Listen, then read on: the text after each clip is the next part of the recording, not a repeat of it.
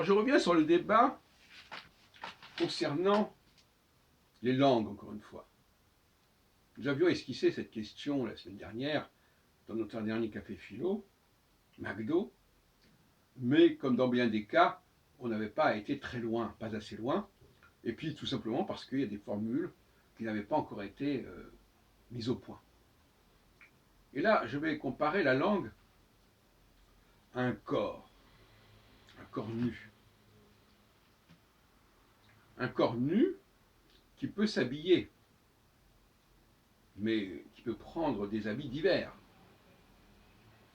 Si je m'habille comme ceci ou comme cela, mon corps reste le même et on me reconnaît a priori, quelle que soit ma cravate, la couleur de ma cravate ou de mes chaussures. Eh bien, une langue, c'est pareil. Sauf que les gens n'ont pas forcément conscience de ce qui constitue le corps de la langue, ce qui constitue ses habits, ses vêtements, ses revêtements. Eh bien, ce qui constitue le cœur de la langue, c'est son lexique. Ce sont ses mots. Et les habits, c'est sa grammaire, c'est sa prononciation, sa phonologie, c'est sa sémantique, ses interprétations, ses acceptions de tel et tel mot. Comment on accepte cette définition, et à partir du moment où on accepte aussi que la langue puisse baigner dans un contexte culturel varié, avec éventuellement des éléments linguistiques issus d'autres langues, qui viendraient s'agréger, eh bien, à ce moment-là, on n'a pas une conception trop rigide des mots et des langues. La langue française, par exemple, n'est pas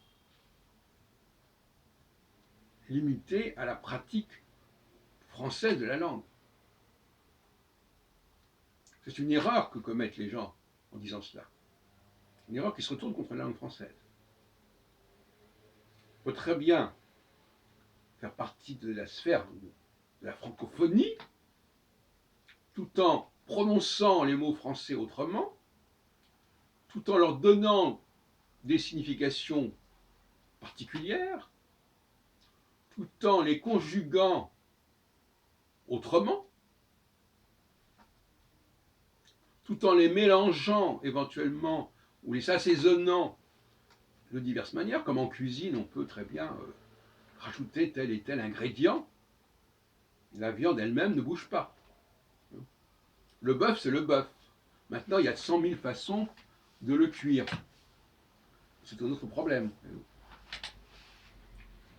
Donc la linguistique, la langue, peut être cuisinée de diverses manières, mais le produit de base, comme les cuisiniers le savent, reste le même.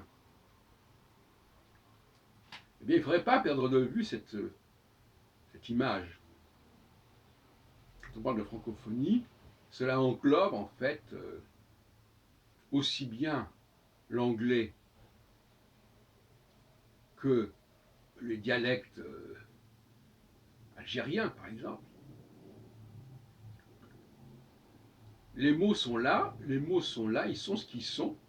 Ils ont une matérialité qui est dans l'écrit notamment, même si on peut écrire certains mots français dans d'autres langues, comme en cyrillique, quand les mots français sont empruntés par le russe, ou même en arabe, mais les dialectes ne sont pas tellement une langue écrite. Voilà. Il y a un empire de la francophonie, et il ne faut pas, sous prétexte que le mot n'a pas tout à fait le même sens, n'a pas tout à fait la même prononciation, en conclure qu'on n'est plus dans le français. L'autre jour, on a assisté, j'en ai déjà parlé, à un psychodrame. J'ai demandé à mes amis du Café Philo McDo, est-ce qu'il y avait plusieurs façons de prononcer un mot français? Je leur ai dit, prenons le mot table, par exemple. Est-ce qu'il y a plusieurs façons de prononcer le mot table? J'ai laissé réfléchir pendant au moins 5 minutes. Personne n'a trouvé que tout simplement, en anglais, on disait table, on disait pas table. Ça montre bien que l'éducation est complètement pervertie. On n'est pas capable de penser, les francophones ne sont pas capables de comprendre que leur langue, leurs mots peuvent être prononcés différemment dans différentes langues et dans différents contextes. Et même tout simplement, même en France, l'accent du midi, comme on dit, ne prononce pas exactement les mots de la même façon, les mots français de la même façon que la Belgique, la Suisse ou les Parisiens. Il y a des variations, mais des variations, comme dans le domaine culinaire, qu'il ne faut pas perdre de vue le produit de base.